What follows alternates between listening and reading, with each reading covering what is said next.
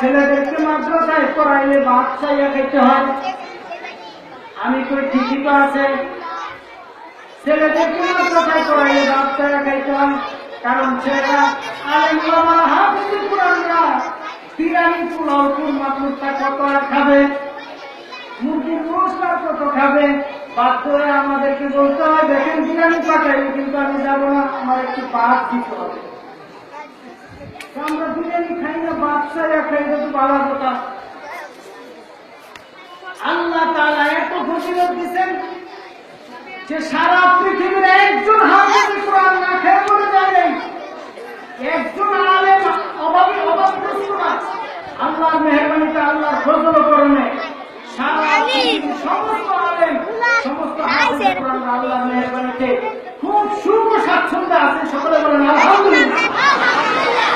সুতরাং আমাদের সন্তানদেরকে মাদ্রাসায় দিব, তাদেরকে মাদ্রাসায় পড়াবো। আজকে আমাদের সন্তানদেরকে কোথায় দিতেছি? স্কুলে দিতেছি। স্কুলে দেওয়া কোনো নাজায়েজ না। স্কুলে পড়ান, মাদ্রাসায় পড়ান, পড়াতে পারেন। প্রাথমিক শিক্ষাটা দ্বীনি শিক্ষা দিতে হবে। তালাবুল ইলমি ফারিদাতুন আলা কুল্লি মুসলিম ওয়া মুসলিমা। প্রাথমিক শিক্ষা যতটুকু না হলেই নয়, সেই প্রাথমিক শিক্ষাটা অন্তত বাচ্চাদেরকে এলমেদিন শিক্ষা দিতে হবে।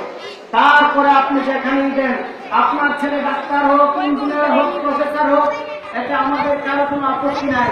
তবে হ্যাঁ, ডাক্তার হবে নামাজ পড়বে, ইঞ্জিনিয়ার হবে নামাজ পড়বে, প্রফেসর হবে সে নামাজ পড়বে, রিক্সাওয়ালা হবে নামাজ পড়বে, খেলাওয়ালা হবে নামাজ পড়বে, ব্যবসায়ী হবে নামাজ পড়বে, চাকরিজীবী হবে নামাজ পড়বে। কাজ হলো নামাজ পড়তে হবে, হালাল রিজিক খাইতে হবে, হালাল পথে চলতে হবে, হারাম এবং অন্যায় বর্জন করতে হবে।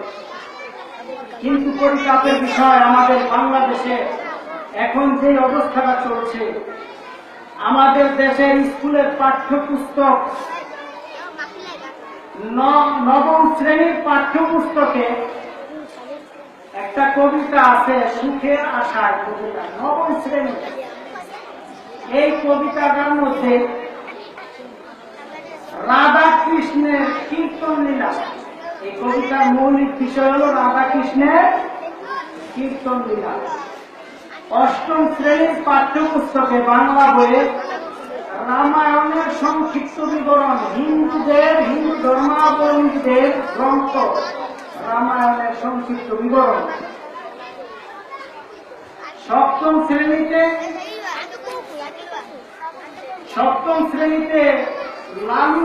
লালু একটা গল্প আছে। এই গল্পের মধ্যে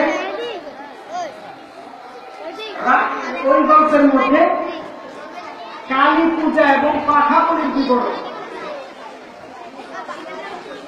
ষষ্ঠ শ্রেণীতে একটা গল্প আছে লাল গরু। এই সংক্ষিপ্ত গল্পের মূল বিষয় হল আমাদের পবিত্র ধর্মীয় উৎসব কুরবানির ঈদ বিরোধী। এবং পঞ্চম শ্রেণীতে কুখ্যাত নাস্তিক হুমায়ুন আজাদের বই নামক কিতাবটি আমাদের পবিত্র প্রাণের গ্রন্থ, পবিত্র কিতাব আল কোরআনের বিরোধী। বলে নাউজুবিল্লাহ। আমাদের বাংলাদেশে পঞ্চম শ্রেণী থেকে নিয়ে নবম শ্রেণী পর্যন্ত আমি সংক্ষেপে এই কয়টা শ্রেণীর পাঠ্যপুস্তকের সামান্য কথা বলেছি।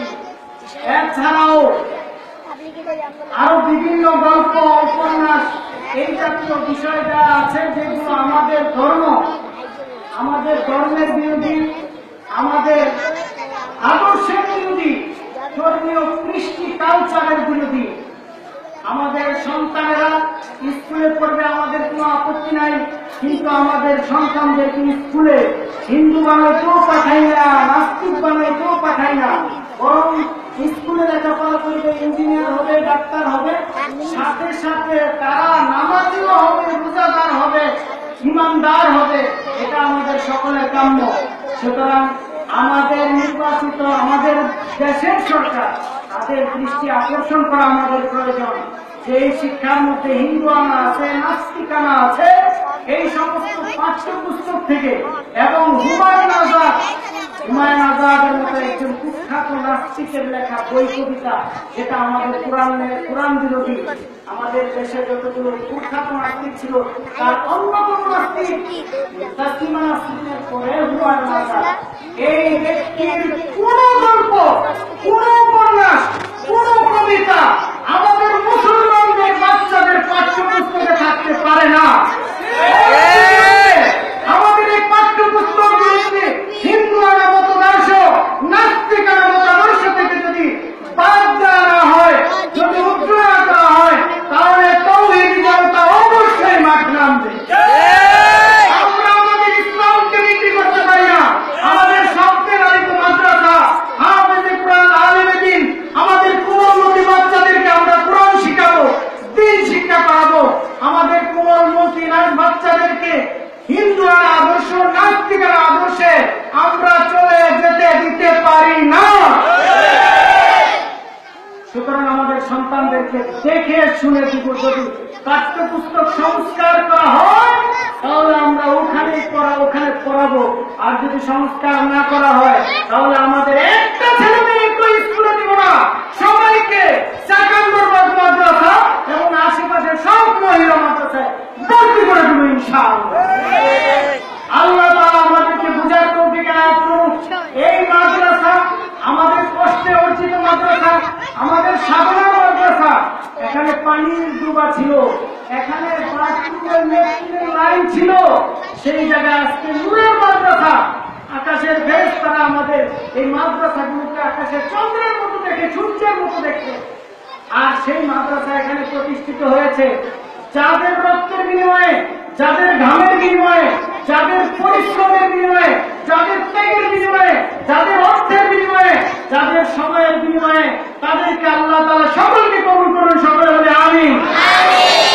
আজ পর্যন্ত আমরা যারা মাদ্রাসায় কিবানিশি অহরহ সময় দিয়ে যাচ্ছি, মাদ্রাসার কমিটিরা সবসময় দেখতে থাকেন আমাদের হাবিবুর রহমান সাহেবের ঠিক মতো ভূমি হয় না।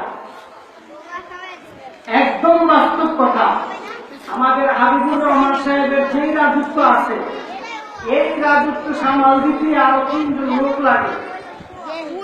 কিন্তু আলহামদুলিল্লাহ আমাদের হাবিবুর রহমান সাহেব রাজত্ব না, নিজের অর্থ সম্পদ, বাড়ি গাড়ি, নিজের পরিবার পরিজনের আগে মাদ্রাসার খবর, মাদ্রাসার বাচ্চারা খাইছে কিনা, মাদ্রাসার বাচ্চাদের বাজার আছে কিনা।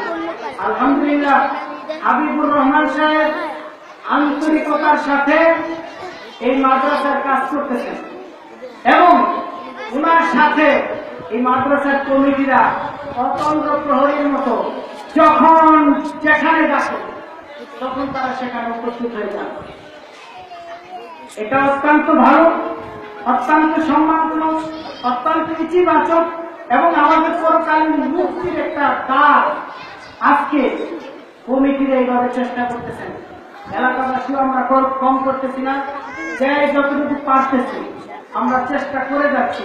তবে আমাদের আরো কিছু, আমরা এলাকাবাসী আরেকটু সোচ্চার হতে হবে মাদ্রাসার জন্য। কারণ এই মাদ্রাসা কারো একার না। আমরা যদি সবাই খেলে হাবিবুর রহমান সাহেবের ঘাড়ে তুলে দেই, এই মাদ্রাসা হাবিবুর রহমান সাহেব একা চালাতে পারবেন না, তিনি প্রতিষ্ঠান কেউ একা চালাতে পারে না, আর পারলেও এটা করা ঠিক না। সুতরাং আমাদের এলাকাবাসীকে আরো সজাগ হয়ে মাদ্রাসার প্রতি আরো খেয়াল রাখতে হবে। আমাদের বাচ্চারা যাতে, একটা বাচ্চাও যাতে কষ্ট অনুভব না করে। আপনি জানেন এই বাচ্চাগুলো নিয়ে মায়ের কুল ছেড়ে এসেছে, বাবার স্নেহ স্পর্শ ছেড়ে এসেছে। এই বাচ্চারা কুরবানির দিন সকালবেলা সেই বাচ্চাদের মুখে মা তুলে তুলে সেই বাচ্চাদের মুখে সেমাই তুলে দিত। সেই বাচ্চাদেরকে আমরা ডেকে এনে খাওয়াই। আমরা তাদের মা, আমরা তাদের বাবা, আমরা এলাকাবাসী তাদের মা বাবা। যদি আমরা খবর না নেই তাহলে এই বাচ্চাদের খবরটা নিবে না। সুতরাং এই বাচ্চারা মায়ের কুল ছেড়ে এসেছে, এই বাচ্চারা বাবার স্নেহ আদর ভালোবাসা ছেড়ে এসেছে। বছরের বন্ধ দিয়ে 8-10 দিন 7 খানিক মায়ের কাছে থাকে, আর সারাটা জীবন রাতেও আমাদের কাছে ঘুমায়, দুপুরেও আমাদের কাছে থাকে। এলাকাবাসীর দায়িত্ব আছে মাদ্রাসার। সুতরাং শুধু খোঁজ খবর নিলেই হবে না, টাকা দিতে হবে, পয়সা দিতে হবে, খোঁজ খবর নিতে হবে, আমাদের নাতি নাতনিদেরকে দিতে হবে। আর যারা আজকে এই মাদ্রাসা পরিচালনা করতেছেন তাদের জন্য দোয়া করতে হবে। আল্লাহ হাবিবুর রহমান সাহেবকে সহ ওনার প্যানেলে যারা আছেন সবাইকে আল্লাহ কবুল করুন, সকলে বলি আমিন। আমাদেরকে আরো বেশি বেশি এই মাদ্রাসায় আরো বেশি বেশি জড়িত থেকে কাজ করার তৌফিক এনায়েত করুন, সকলে বলি আমিন। কমিটিতে যারা আছেন, যারা দায়িত্বে আছেন, যারা সরকারি দলে থাকেন, তাদের কি খবর রাখতে হয় যে বিরোধী দল কোন অবস্থায় আছে আর আমার দলের নেতা কর্মীরা ঠিকঠাক মতো আছে কিনা। তারা এখন মাদ্রাসার দায়িত্ব কিন্তু আল্লাহ সবাইকে দেন না, আল্লাহ তারা বুঝে জেনে বুঝে আল্লাহ দায়িত্ব দেন। যাদেরকে এই মহান দায়িত্ব দিয়েছেন, মসজিদের দায়িত্ব, মাদ্রাসার দায়িত্ব, আল্লাহ তারা বিশাল এক দায়িত্ব তাদের মাথার উপর চাপিয়ে দিয়েছেন। তাদের একটু সতর্ক থাকতে হবে, কারণ হযরত ইমাম আবু হানিফা রাহমাতুল্লাহ এক বাচ্চাকে দেখে বলছিলেন, বাচ্চা তোমার পাও পিছলে তুমি পড়ে যাবে, সাবধান থেকো। বাচ্চা বলে, হুজুর আপনি সাবধান থাকেন, আমি পড়লে আমি একটা ব্যথা পাবো, কিন্তু আপনার মতো একজন ইমাম যদি পড়ে যান তাহলে সারা জাতি নষ্ট হয়ে যাবে। সুতরাং যার মাথার উপর যত বেশি দায়িত্ব, তার যদি পদস্খলন হয় তার পদস্খলনটা তত মারাত্মক হয়। সুতরাং মাদ্রাসা কমিটি, সুতরাং এলাকাবাসী আমাদের সকলকে ঐক্যবদ্ধ হয়ে মাদ্রাসার জন্য কাজ করতে হবে। আল্লাহ তাআলা আমাদের তৌফিক এনায়েত করুন। আমার মতো না কান্দা নালায়েক মানুষ উল্টা পাল্টা কিছু বকবকানি বকলাম, যদি আল্লাহর ভালো লেগে থাকে আল্লাহ আমাকে ওসিলা করে মাফ করে দেয়। আল্লাহ আমাদের সকলকে কবুল করুন। আজকের এই মাহফিলকে ওসিলা করে আল্লাহ তাআলা এখানে সমবেত হয়েছি। আল্লাহ আমাদের সকলের নাজাতের ফয়সালা করুন, আমাদের সকলকে হেদায়েত দান করুন, সঠিক পথে চলার তৌফিক এনায়েত করুন। মাদ্রাসা এবং মসজিদকে কবুল করুন এবং যারা সহযোগিতা করতেছেন তাদেরকে কবুল করুন। যারা হাফেজে কোরআন হচ্ছেন তাদেরকে মুবারকবাদ জানিয়ে শেষ করছি। ওমা আলাইনা ইল্লাল বালাগ। আসসালামু আলাইকুম ওয়া রাহমাতুল্লাহ।